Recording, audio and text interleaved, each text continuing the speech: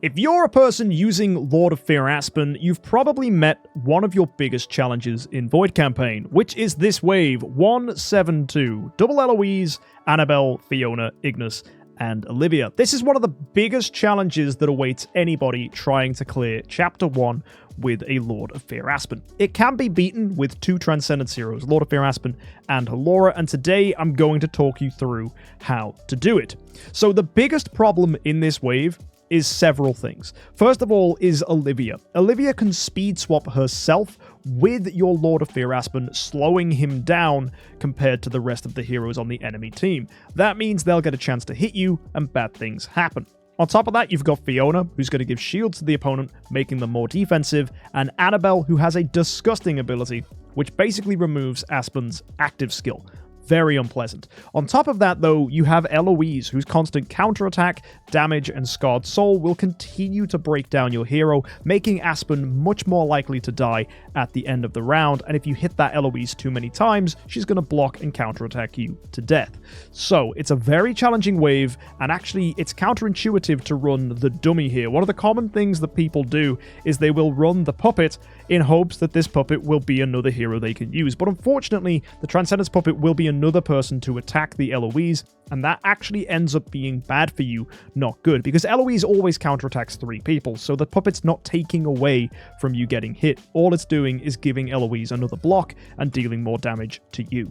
So what we're going to do today is we're going to go ahead and show you how I beat this normally on Lord of Fear Aspen accounts. And yes, we have an Elena here, but I'm actually not going to use her in the fight, so it's going to show you how properly to do this with Lord of Fear Aspen. So first things first, we're going to go with crit attack on the Lord of Fear Aspen and have a Ruyi Scepter. Splendid Ruyi Scepter is really, really important on Lord of Fear Aspen accounts, mainly because Lord of Fear Aspen is able to control his opponents, and that control effect is improved with Ruyi Scepter.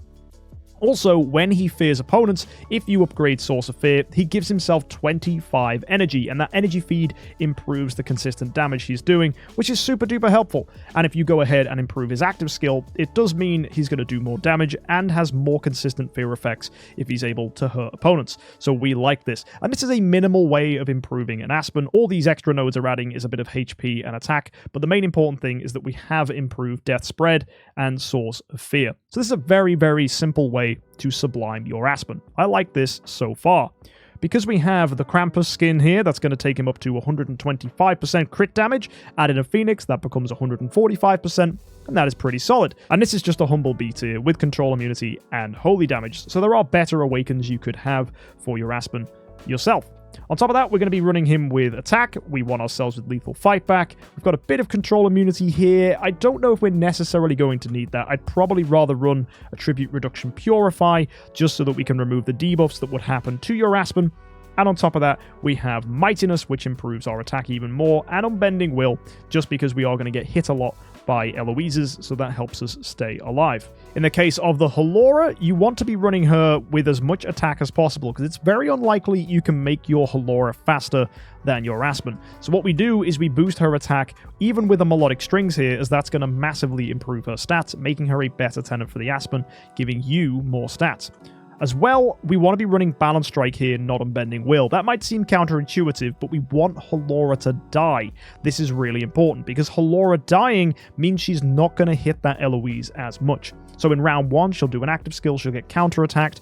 Hopefully, she'll survive, and then in round 2, when Aspen hits the enemies, hopefully there's a chance where the Eloise counterattacks before Halora does, and that's going to result in you, hopefully, not dying. So we're going to go ahead and run Attribute Reduction Purify here again, and we're going to go with Lethal Fight back here to reduce our survival. So we're super aggressive on Halora as well, and I think everything here is going to be fine. So let's go into Void Campaign and show you how this works.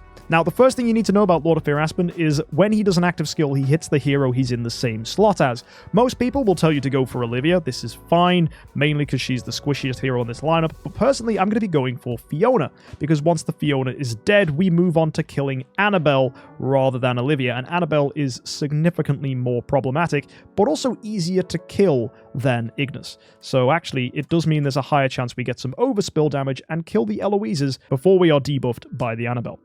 So let's go put Aspen in here. We want Halora. Halora's going to go on the front line, and Aspen's going to go in slot 4, targeting the Fiona. We want to run Phoenix, and let's go ahead and send this in and see if this is going to beat this.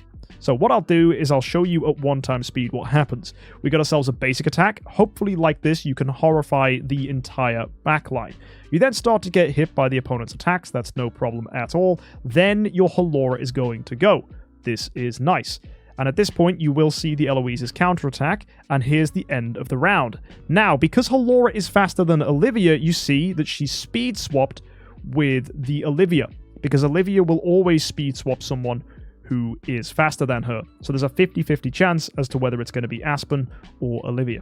Now you see we've entered into round 3, we got our active skill there, we kill the Fiona, and now hopefully we can start putting pressure onto the Annabelle. We're taking some more hits here, there's Phoenix coming down, Aspen goes again, kills the Annabelle, and we are able to clear the wave. It is as simple as that, guys, and you only need to be using 2 heroes, and you clear it quite nicely. Now that was pretty easy for us to kill that first try, mainly because the Aspen does have a lot of attack. He's 4.7 million. This is probably bigger than most of yours, but you can clear this with as little as 3 million attack. It's just going to take you more attempts than usual. So if you're ever struggling against that wave and you yourself have a Lord of Fear Aspen and a Scarlet Queen Halora, that is how you clear it. And for anyone that's wondering what artifacts you really need for an Aspen, as I said, splendid Ruby Scepter, splendid Melodic Strings, and if you want one extra one to throw in there too, I'd recommend getting yourself, like this account has, a splendid Golden Crown. After that, you'll probably want to get yourself a Demon Bell, Elusive Mirror, and a second Demon Bell. I'd probably go with the Elusive Mirror first, and that should be enough artifacts for you to get started. When it comes to your third Transcendence hero, go ahead and build a Phantom Defier Elena, and with the Phantom Defier Elena, you can clear all the way up to Chapter 2-3. That's fantastic. And then, when you get yourself a Betty, you should have no problem clearing through to Chapter 2-5, and if you're really lucky, you might even clear the whole of Chapter 2, and begin your journey through Chapter 3. Once you get to a point where you can't make any more progress, I'd probably swap that Betty for someone like a Mystic Fairy Freya, and then when you get to 5 Transcendence heroes, bring back the Betty for when you have 5. When you get to 6 Transcendence heroes, you'll want to build yourself a Hyperspace Hunter Alomak, as he's going to give you some nice shields, and then you can begin your journey of building him as a second homeowner, where you'll want to be building Luna or Swordflash as heroes that can be tenants for him, alongside a Star Alchemist Holmes Young and the additional tenants you'll need for the Hyperspace Hunter Alomak house. With all those heroes, you'll do pretty well, and you'll make a ton of progress, and hopefully make it all the way through Chapter 4 and deep into Chapter 5 in the Void campaign. If you're ever struggling with a Lord of Fear Aspen, let me know in the comments section down below, and hopefully we can help you against the other challenging waves. But with today's tutorial, hopefully, with that final wave beaten in the Void campaign, you can clear Chapter 1 for yourself and get a ton of progress. If you need any further help, join our Discord. I'll see you in the next one, and don't forget to subscribe. Until then, though, have an amazing week, and of course, happy idling.